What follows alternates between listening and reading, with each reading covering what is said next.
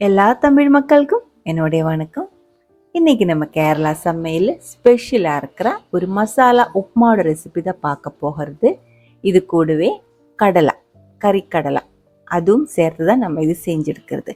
இந்த கடலைக்கு பதிலாக நீங்கள் வெஜிடபிள்ஸு இல்லை சோயா சங்க்ஸ் இருக்கலாம், அந்த மாதிரி எது வேணாலும் சேர்த்து செஞ்சு எடுத்துக்கலாம். எப்படி செய்யலான்னு பார்த்துட்டு வரலாம். 4 பேருக்கு சாப்பிட்றதுக்கான அளவுக்கு தான் நம்ம செஞ்செடுக்கிறது. கடலை சேர்த்துருக்கிறதுனால முதல்ல 1/2 கப் அளவுக்கு கடலை 6 to 8 மணி நேரம் நல்லா ஊற வச்சதுக்கு அப்புறம் வேக வச்சு எடுக்கணும். வேக வைக்கிறதுக்காக குக்கருக்குள்ளே போட்டு 1/2 டீஸ்பூன் அளவுக்கு உப்பு, 1/2 டீஸ்பூன் அளவுக்கு மஞ்சத்தூள் சேர்த்து தேவையான அளவுக்கு தண்ணி ஊற்றி நம்ம இது வேக விட்டு எடுத்துக்கலாம். கரெக்டாக வேகிறதுக்கான அளவுக்கு தண்ணி போதும், ரொம்ப அதிகமாக தண்ணி நமக்கு தேவையில்லை. அதிகமாக இருந்தால் கொஞ்சம் வத்திச்சு எடுத்துக்கோங்க. கடலை வேக வச்சு மாற்றி வச்சிருக்கு. ரவை வறுத்து எடுத்துக்கலாம். 1/2 கப் அளவு பாம்பே ரவை எடுத்துருக்கு. முன்னாடி நம்ம உப்புமா ரெசிபியெல்லாம் செய்யும்போது சொல்லி இருந்தேன், நீங்கள் வாங்குறது ரோஸ்டட் ரவையாக இருந்தாலும் வறுக்காத ரவையாக இருந்தாலும் ஒரு டைம் நல்லா வறுத்து எடுத்துக்கோங்க. அப்போ தான் உப்புமா நல்லா சாஃப்டாக கிடைச்சிடும்.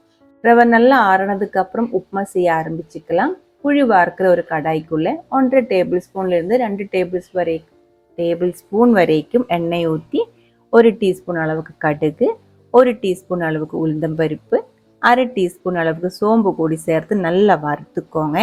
இதுக்குள்ளே ஒரு மீடியம் சைஸ் வெங்காயம் நைஸாக கட் பண்ணி சேர்த்து வதக்கி நல்லா சாஃப்டான போதும், ரொம்ப ட்ரை ஆகி போகக்கூடாது. இதுக்குள்ளே 1 டீஸ்பூன் அளவுக்கு இஞ்சி நறுக்கினது, 1 டேபிள் ஸ்பூன் அளவுக்கு பூண்டு நறுக்கினது, 2-3 பச்சை மிளகாய் கட் பண்ணி சேர்த்துக்கோங்க. 1/2 டீஸ்பூன் அளவுக்கு உப்பு கூடி சேர்த்து நல்லா வதக்கிடலாம்.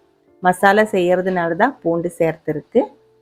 இது கூடவே 1/4 டீஸ்பூன் அளவுக்கு மஞ்சத்தூள், 1 டேபிள் ஸ்பூன் அளவுக்கு மிளகாய் பவுடர், 1 டேபிள் ஸ்பூன் அளவுக்கு கொத்தமல்லி பவுடர், 1/2 டீஸ்பூன் அளவுக்கு மசாலா பவுடர். கரம் மசாலா சேர்த்துக்கலாம், இல்லைன்னா சிக்கன் மசாலா சேர்த்துக்கலாம். எதுவுமே இல்லை அப்படின்னா கறி மசாலா கூட சேர்த்துக்கலாம். மசாலா கொஞ்சம் ஃப்ரை ஆனதுக்கு அப்புறம் கொஞ்சமாக கறிவேப்பிலை, கொஞ்சமாக கொத்தமல்லி இலையும் கூடி சேர்த்து மறுபடியும் ஒரு டைம் மிக்ஸ் பண்ணதுக்கு அப்புறம் நம்ம வேக வச்சு எடுத்து வச்சிருக்கிற கடலை அதுக்குள்ளே சேர்த்துக்கோங்க. நல்லா மிக்ஸ் பண்ணதுக்கு அப்புறம் நம்ம இதுக்குள்ளே தேவையான அளவுக்கு தண்ணி ஊற்றிடலாம். தண்ணியோட அளவு ரவைக்கு தகுந்த மாதிரி கரெக்டாக இருக்கணும். 1/2 கப் அளவு ரவைக்காக 2 கப் அளவு தண்ணி ஊற்றி இருக்கு. மசாலோட டேஸ்ட்டு கொஞ்சம் பேலன்ஸ் பண்ணுறதுக்காக 1 டீஸ்பூன் அளவுக்கு லெமன் ஜூஸ் ஊற்றி இருக்கு. உப்போட அளவு செக் பண்ணிக்கோங்க. உப்பு கம்மியாக இருந்தால் சேர்த்துக்கலாம். இந்த டேஸ்ட் பேலன்ஸ் பண்ணுறதுக்காக 1/2 டீஸ்பூன் அளவுக்கு சர்க்கரை கூடி சேர்த்துருக்கு. ரொம்ப கம்மியாக போதும், ஒரு பிஞ்சு அளவுக்கு சர்க்கரையாக இருந்தாலும் போதும். டேஸ்ட் நல்லா பேலன்ஸாக கிடைச்சிடும். நல்லா கொதிக்க விட்டதுக்கு அப்புறம் தீ கம்மி பண்ணி வச்சு நம்ம வறுத்து எடுத்து வச்சிருக்கிற ரவா இதே மாதிரி கொஞ்சம் கொஞ்சமாக சேர்த்து ஒரு கையில் நல்லா கலந்து விட்டுக்கோங்க. ரவை ஃபுல்லாகவே கட்டி இல்லாமல் இந்த மசாலைக்குள்ள இதே மாதிரி மிக்ஸ் ஆனதுக்கப்புறம் தீ ஆஃப் பண்ணிவிடுங்க.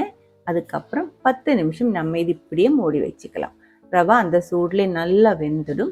அதுக்கப்புறம் 1 டீஸ்பூன்லேருந்து 1 டேபிள் ஸ்பூன் வரைக்கும் உங்களுக்கு எவ்வளோ வேணுமோ அதுக்கு தகுந்த மாதிரி நெய் ஊற்றிடுங்க. அதுக்கப்புறம் இதே மாதிரி உதிரியாக சாஃப்டாக நல்லா மிக்ஸ் பண்ணி எடுத்துக்கலாம். நெய் வேணாம் அப்படின்னா ஊற்ற வேண்டியதில்லை, எல்லாமே இது மிக்ஸ் பண்ணி எடுத்துக்கலாம்.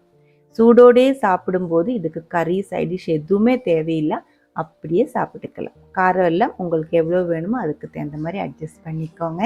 இதே மாதிரி உதிரியாக இல்லாமல் கொஞ்சம் குழஞ்ச மாதிரி தான் மசாலா உப்புமா வேணும் அப்படின்னா 3 கப் அளவு தண்ணி ஊற்றி செஞ்சு எடுத்துக்கோங்க. இது பிரேக்ஃபாஸ்ட்டாகவும் சாப்பிட்டுக்கலாம், டின்னராகவும் சாப்பிட்டுக்கலாம். பிடிச்சிருந்தா கண்டிப்பாக ட்ரை பண்ணி பாருங்கள். அதுக்கப்புறம் உங்களோட கமெண்ட்ஸ் எல்லாம் சொல்லிடுங்க. இந்த சமையல் பிடிக்கிற ஃப்ரெண்ட்ஸுக்கு மறக்காமல் ஷேர் பண்ணி விட்டுக்கோங்க.